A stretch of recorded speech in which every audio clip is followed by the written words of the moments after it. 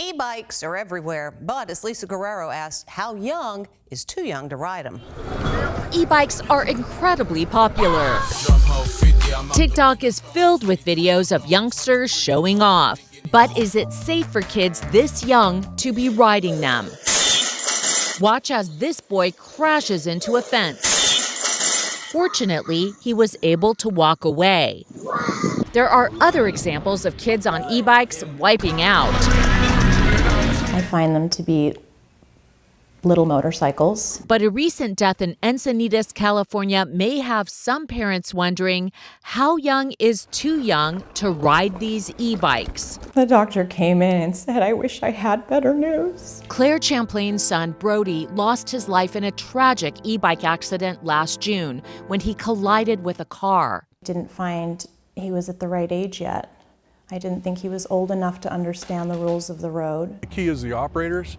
I see young people and old people operating in very unsafe ways. Tony Krantz is the mayor of Encinitas. He doesn't see the problem going away. The big challenge that we've had since I've been serving on the council for the last 11 years is trying to create some space for safe cycling. It's marketed to children. It's like just dangling candy in front of them. Oh, here, you can go anywhere you want, 20 miles an hour. You don't have to have your parents drive you. Full speed ahead. Some e-bikes like the Super73 K1D, as in kid, are marketed for kids as young as age 4. This bike is for 4 to 8 years old like me. The bike is the brainchild of manufacturer Legrand Cruise. You have 5 kids, right? Yeah. So would you let your 5 kids at 4 years old ride one of those? I have no problem with my kids learning how to operate one of these safely in the right environment. Would I be okay on a public road? Of course not. I'm 7. 7-year-old John Stock loves cruising on his e-bike. It's like the best bike I ever had. John's been riding two-wheel bikes since he was maybe 18 months old.